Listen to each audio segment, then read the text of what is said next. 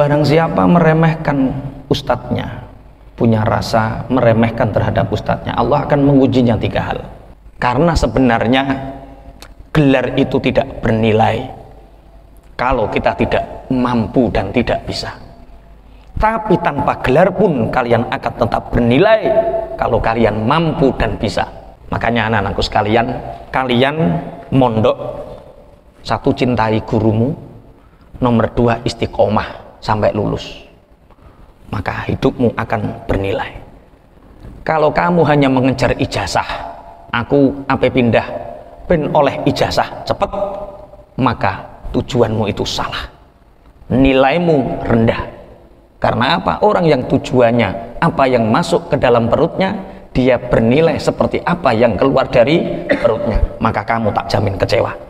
Maka cintai gurumu melebihi cintamu terhadap dirimu sendiri.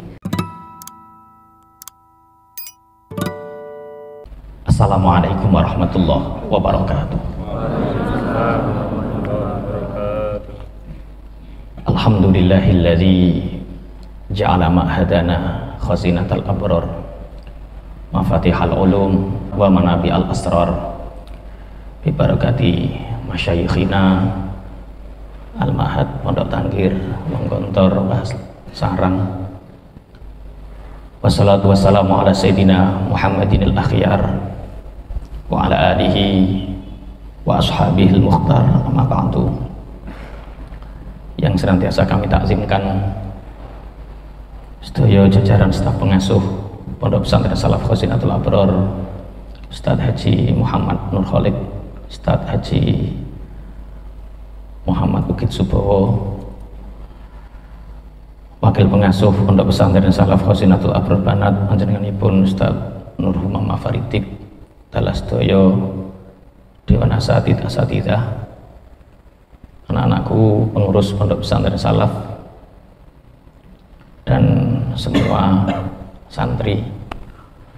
Syekh Imam Nawawi Al-Bantani di dalam kitab Salalimul Fudola halaman 84 beliau matur, man istakhaffa bi ustadzihi ibtalahullahu ta'ala bi thalathati asya. Barang siapa meremehkan gurunya, maka Allah akan mengujinya dengan 3 hal. Cintai gurumu sebagaimana engkau mencintai lebih dari dirimu sendiri. Cintai gurumu sebagaimana engkau lebih mencintai daripada dirimu sendiri.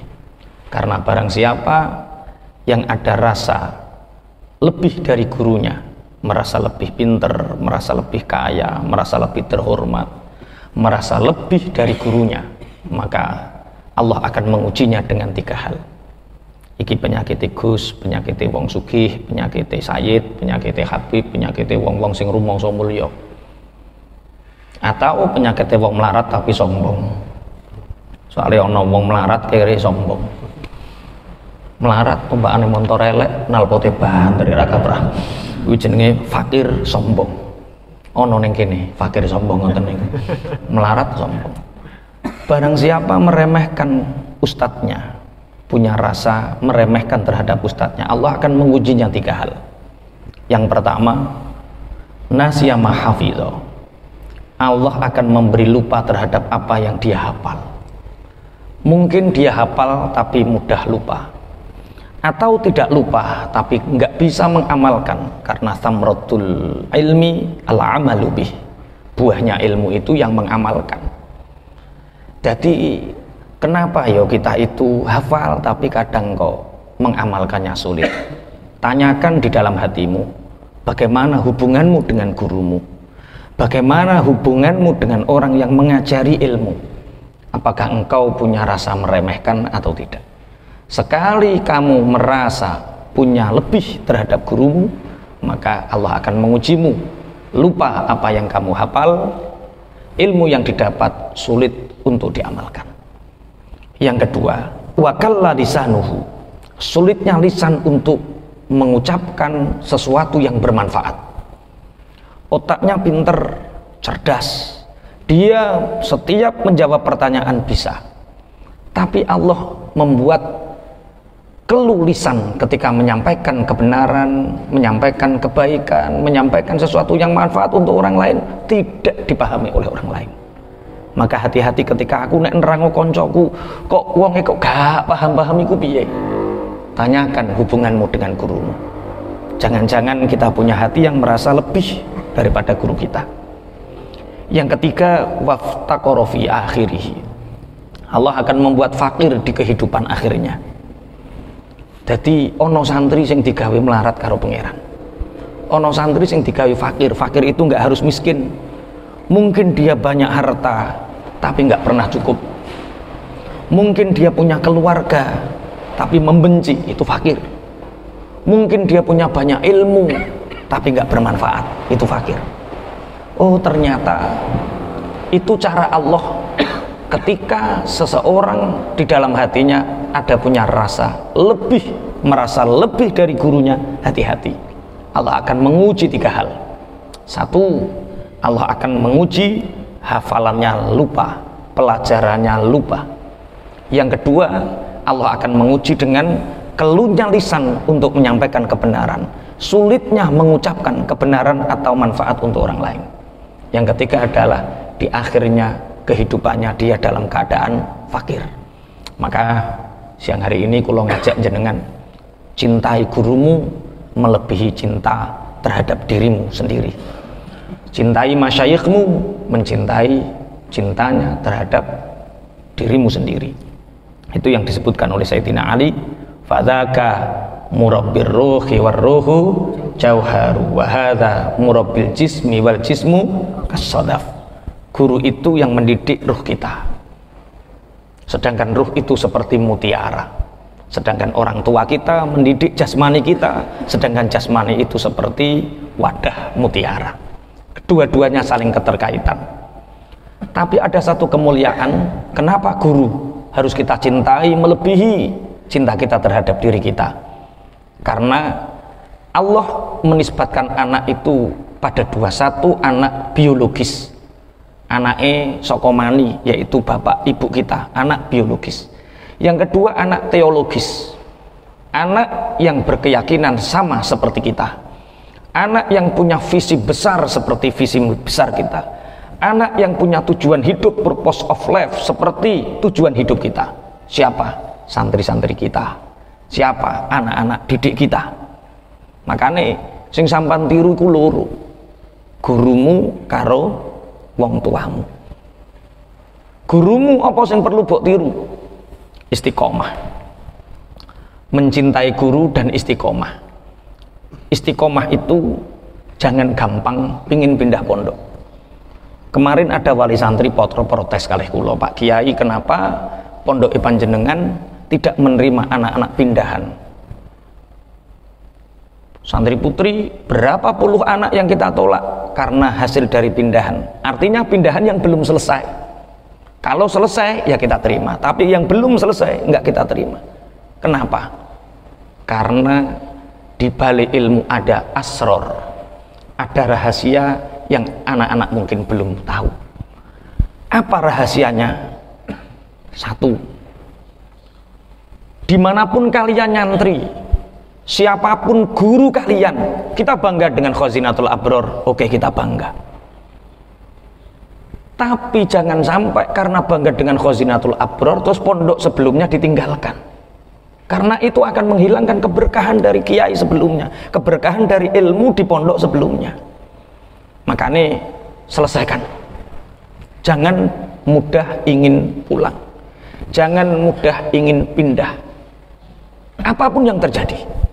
Karena itu ujian ilmu, ujian terhadap keberkahan ilmu. Kula niki Pak Kiai, kerasan Pak Kiai. Tapi baturku iku cilik-cilik. Iki ana bocah cuwil lembut kaya ngene. Lah aku wis gedene kaya ngene brewok. Ustadz Burhan, Afif Burhan, itu mondok kesini usianya 18,5 tahun. Wis maduk kuliah. Di sini kita tes, Alfiah nggak lolos. Masuk ke sini Imriti. Mengulang Imriti, bature cah lembut-lembut balai Rahman. Saya kita di Ustadz Abdurrahman kuwi. WDP lulus SD cuwilik ngileran. Nek bos sekolah nguntak ngantuk dadi wali. Ditakoki kok ngantuk Kang Rohman, lho kula mboten belajar kalih jenengan guru kula Syekh Abdul Qadir Jailani. Lah nang ndi nek ngaji dalam mimpi. Wah. Mulane diceluk Mbah Wali. Loh. Ustadz Afi Burhan umur 18 tahun setengah. Konconan karo Kang Abdurrahman, konconan karo Mas Idam Khalid. Ya wis kaya ngono ki. Enggak peduli. Alhamdulillah dengan keistiqomahan, insya Allah November atau pertengahan akhir Oktober Ustadz Afif Burhan dapat beasiswa di Mesir. Ustadz Zainal mondok itu sudah lulus aliyah, bahkan wis mokel ko aliyah setahun, tuwek deh mondok. Konconan karo cilik lembut kelas 4 SD, tapi istiqomah, berhasil hafid Quran, baca kitab, alhamdulillah jadi mustahik alfiyah, berhasil. Dan indahnya lagi, besok Kamis yang akan datang kasepuhannya berbeda, akad nikah di masjid ini.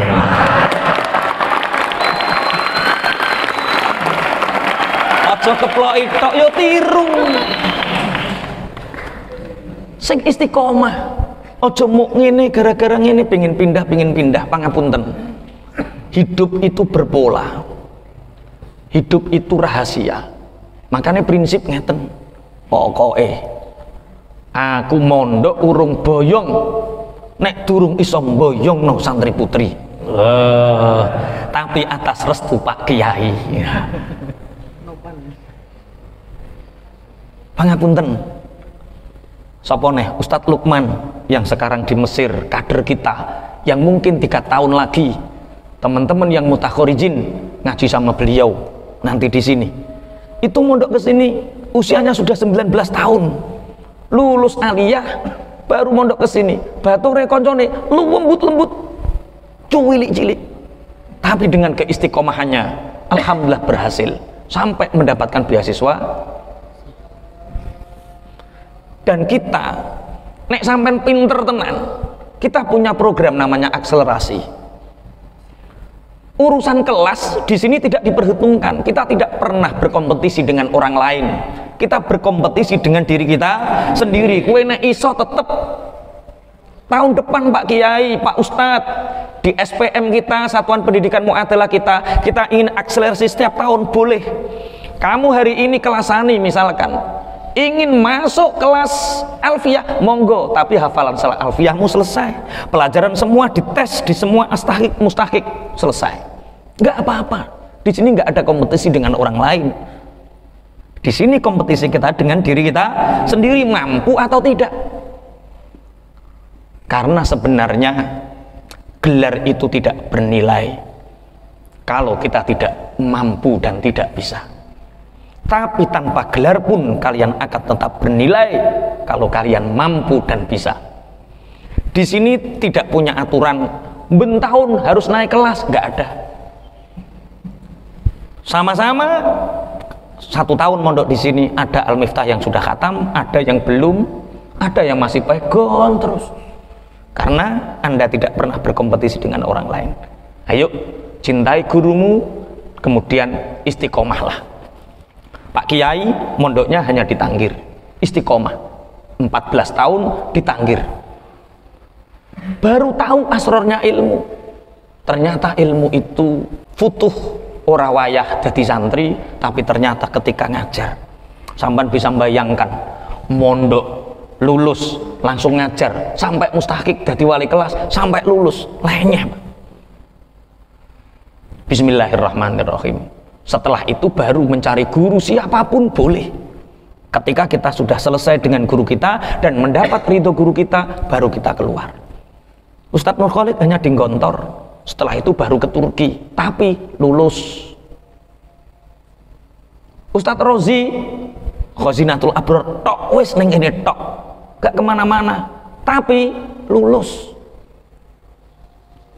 Istiqomah dalam menjalani ketaatan kita terhadap guru.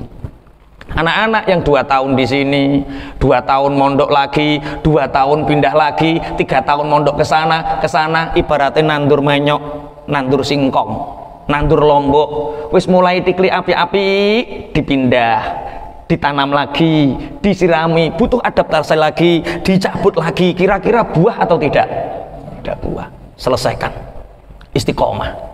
Jangan menjadi orang-orang yang nanggung, tapi selesaikan. Itu namanya istiqomah. Kita tidak pernah sedarah anak-anakku.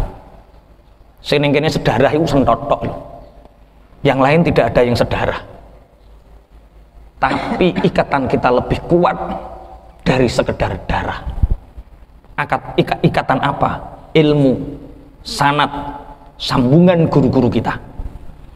Itu ikatan yang lebih kuat.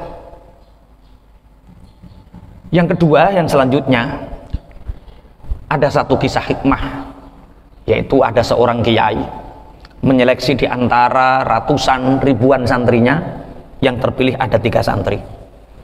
3 santri ini diberi tugas, ini santri yang terbaik. Nak, njih Pak Kiai, aku tugaskan kamu merantau 3 tahun. Aku tugaskan kamu untuk merantau 3 tahun. Setelah 3 tahun ini kamu kembali ke sini. Tapi jawab satu pertanyaanku. Apa Pak Kiai? Apa hakikatnya kekayaan? Jawab itu saja. Tapi kamu harus merantau 3 tahun. Mungkin kalau di sini kita lemparkan kalian untuk khidmah di berbagai daerah. Di sana, di sana, di sana. 3 tahun, setelah 3 tahun jawab pertanyaan Pak Kiai. Apa hakikat arti kekayaan? Akhirnya 3 santri ini keluar, mengembara, mentasarufkan ilmunya, kemudian dia berjuang, berdakwah ke sana kemari.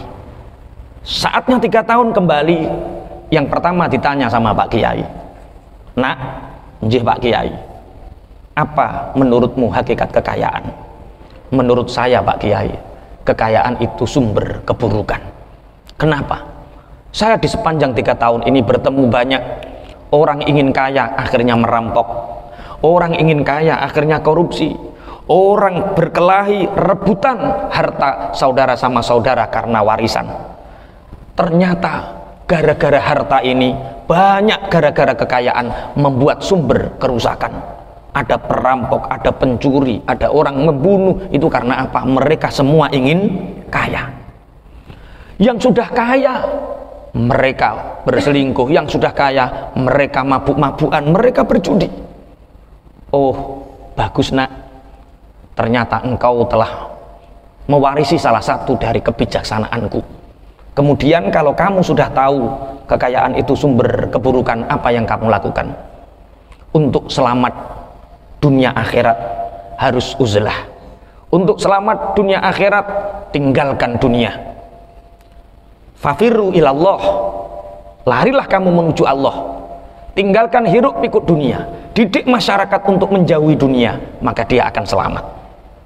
Bagus, kamu sudah mendapatkan satu mutiara ilmu.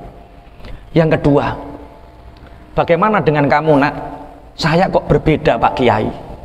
Berbeda apa? Saya itu kesana ketemu sama menteri, ketemu sama raja, ketemu sama pengusaha kaya-kaya. Mereka soleh-soleh. Mereka itu mendermakan hartanya untuk membantu banyak orang. Terus ternyata harta itu sumber kebaikan. Dengan kekayaan orang bisa membantu orang lain. Dengan kekayaan orang bisa membangun pondok pesantren. Dengan kekayaan orang bisa berbuat apapun kebaikan untuk dirinya. Berarti kekayaan itu sumber kebaikan. Kemudian apa yang kamu lakukan? Kalau kamu sudah tahu itu, Pak Kiai, saya akan mengajarkan masyarakat untuk kaya. Saya ingin umat Islam harus kaya, sehingga umat Islam bermanfaat untuk orang lain. Mereka harus kaya. Ternyata kamu juga menyimpan satu mutiara ilmu. Bagus nak, lanjutkan. Ini yang ketiga Pak Kiai. Saya berkelana 3 tahun.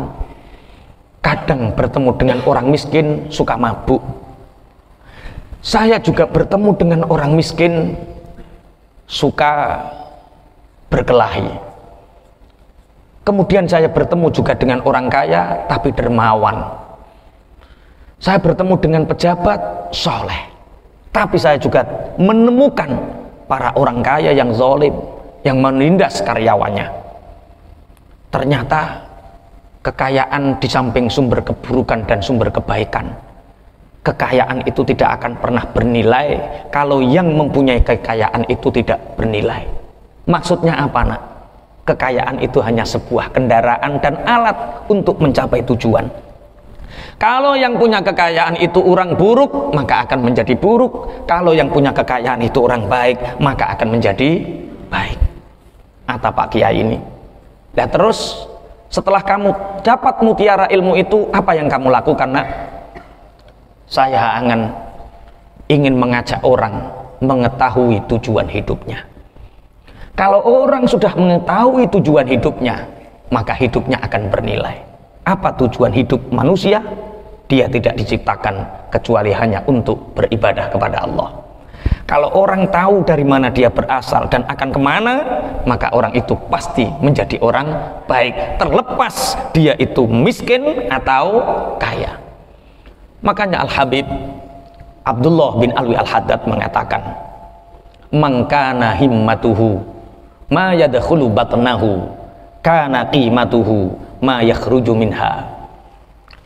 Said Abdullah bin Alwi Al-Haddad mengatakan, barang siapa yang tujuan hidupnya di dunia ini, barang siapa yang himmahnya di dunia ini apa yang masuk ke dalam perutnya, maka nilai orang itu, harga orang itu senilai apa yang keluar dari perutnya. Apa sing metu saka perut? Tai. Nek tujuanmu urip mau golek donya, apa sing mbok emplok, apa sing mbok pangan, apa yang kamu makan. Kalau tujuan hidupnya hanya sekedar apa yang ingin kamu makan, maka hargamu senilai apa yang keluar dari perutmu, rendah, kotor. Makanya anak-anakku sekalian, kalian mondok, satu, cintai gurumu, nomor dua, istiqomah sampai lulus, maka hidupmu akan bernilai. Kalau kamu hanya mengejar ijazah, aku apa pindah ben oleh ijazah cepet, maka tujuanmu itu salah, nilaimu rendah. Karena apa? Orang yang tujuannya apa yang masuk ke dalam perutnya, dia bernilai seperti apa yang keluar dari perutnya, maka kamu tak jamin kecewa. Benahi tujuan hidupmu, purpose of life-mu. Kamu hidup itu untuk apa?